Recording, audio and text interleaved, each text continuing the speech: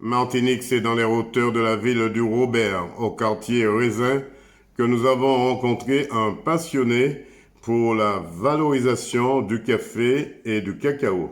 Philippe Jean-Marie Alphonsine nous fait une visite guidée de son laboratoire avec ses deux filles du service civique. Reportage des News Martinique. Donc, je ne connaissais pas vraiment la vie de la campagne. Mais ma mère, à un moment donné, devait s'occuper de son grand-père, qui était aveugle, donc qui habitait ici, dans le quartier. Et donc, le week-end, nous, on montait, hein, elle donnait un coup de main, et puis on montait aussi pour être avec notre maman, quoi. Et à ce moment-là, tu arrives à la campagne et tu découvres un monde foncièrement différent, parce que bon, ça n'a rien avec le bourg. Et donc, on est fasciné, quoi. On est fasciné par tout ce qu'on voit dans la campagne. Vous avez connu les pots de chambre, vous avez connu toutes ces belles choses-là, les cochons, etc. Et on est fasciné, donc on revient au bout, on raconte tout ça à nos amis. Et donc, moi, je tombe amoureux de la campagne. Enfin, vraiment, c'est un monde qui m'a vraiment attiré. Et je vais découvrir par la suite ben, le café, le cacao, tout ce qu'il y a autour. Et donc, je vais d'abord commencer cette passion autour du café. Je trouve le café, déjà l'odeur du café, moi je trouve ça tellement extraordinaire. Donc, je vais me passionner et je vais faire du café régulièrement. Et puis, ben, le temps passe, hein, le temps passe, on grandit, on reste attaché à la vie de la campagne jusqu'à aujourd'hui. Et un beau jour, je décide de me lancer dans le cacao parce que je vois mon neveu arriver un jour et qui fait des bâtons cacao. Et je me dis, je vais essayer de faire le bâton cacao. Sache que j'ai pas réussi à faire, mais j'ai fait toute autre chose. Et ça m'amène dans le chocolat, dans toutes les boissons qu'on voit aujourd'hui. J'ai commencé à le faire avec des amis. Donc, je faisais pour moi. Ensuite, mes amis venaient, je faisais déguster à la maison.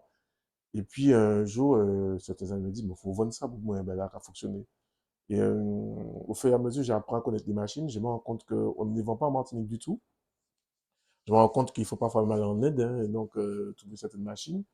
Et je participe à des salons du chocolat. Je m'intéresse au monde de la culture du chocolat. Et je découvre en tout cas deux mondes différents parce qu'en fait, il y a le monde du chocolat, mais il y a aussi le monde agricole. Donc, et comme je suis un peu plus passionné dans cette partie agriculture, donc je me dis pourquoi ne pas utiliser tous les produits de la nature pour pouvoir mixer avec le chocolat. Et donc, ça donne ce que ça donne aujourd'hui. Donc, le fruit à pelle doux, la banane, toutes ces belles choses-là de la nature qui se mixent avec le chocolat. Et ça permet d'avoir un produit végétal. Pourquoi je végétal? Parce qu'en fait, on laisse les animaux tranquilles, on laisse leurs produits tranquilles, donc pas de produits de matière animale. Donc on utilise des produits végétaux, donc c'est 100% végétal. Et puis on reste sain, on essaye en tout cas, pas de produits de matière animale, mais pas de pesticides, pas d'ajout de conservateurs. Il y a des inconvénients. Parce que quand on n'achète pas de conservateurs, nos produits ont une durée de vie ben, limitée. C'est un inconvénient. En même temps, bon, c'est gage de qualité. Une fois qu'on arrive ici avec les fèves de cacao, donc on va commencer le travail du chocolat. Donc, les fèves de cacao vont être broyées sur des machines comme celle-là. On a plusieurs, hein, on a des plus grosses pour les périodes de fête. On a une plus grosse. Ici, cette machine-là, c'est en fait, elle va broyer la fève de cacao pendant plusieurs jours. En fait, c'est juste une meuleuse. En fait, pendant 3 jours, c'est de la pierre contre de la pierre, simplement. Et pendant 3 jours, la fève va être broyée. Et donc, la fève à l'intérieur de la fève, on a ce qu'on appelle un corps gras. Ce corps gras qu'on appelle le beurre de cacao, qui va s'extraire après être broyé et qui va se mélanger à la fève et ce qui va donner le côté pâteux.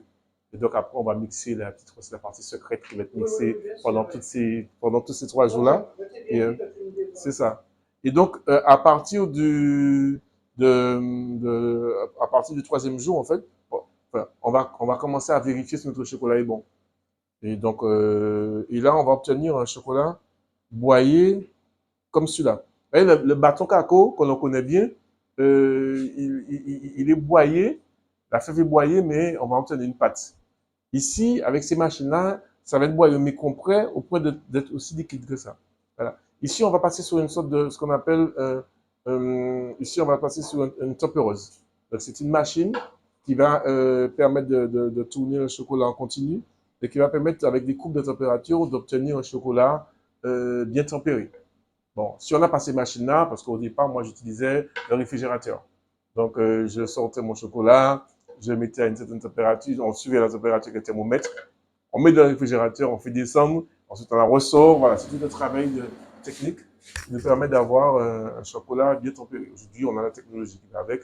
Voilà. Donc, on a cette machine, on a cette petite-là. Et là, Philippe, à l'instant, on est prêt à réaliser des tablettes de Oui, une chocolat. tablette de chocolat. Alors, c'est tout simple, hein. Bon, je vais carrément, euh, avec de la pédale bien dosée, vous allez voir. Ouais, je vais juste, ici, je vais éraser. On dit en vocabulaire le chocolatier qu'on va éraser. D'accord? Étaler le chocolat Voilà. carrément. Oui, voilà, voilà, on l'a étalé. Ici, on va essayer de faire sortir les bulles. Alors, généralement, bon, si de tapoter, de sortir les bulles, bon, l'avantage qu'on a aujourd'hui, c'est qu'on a des machines qui nous permettent de vibrer, et donc ce qui permet d'avoir un chocolat qui est rasé, et on a bien fait sortir les bulles, et après, on met au réfrigérateur. C'est pas plus simple que ça, pas plus compliqué. Voilà. Oui. Alors, si je laisse dans la clim, ça va tenir, puisque bon, on est climatisé là, donc ça va. Est-ce que ça tient? Bon, voilà. Voilà, tout simple. Alors, c'est vrai que pendant les périodes de fête, ça nous arrive de faire des chocolats ganache. Chocolat de ganache, c'est-à-dire que des chocolats avec des inserts à l'intérieur. C'est encore une autre méthode, un autre travail que vous pourrez découvrir en période de fête. Il suffit de faire une ganache et à travers le moulage, on obtient du chocolat avec les ganaches de citronnelle et tout ce que vous voulez. Alors, Philippe, pourquoi cette passion pour le chocolat? J'aime tout ce qui est de la nature. C'est pas forcément la passion du chocolat, mais c'est aussi la passion du cacao. Parce qu'avec le cacao, on se dit qu'on peut tout faire, hein.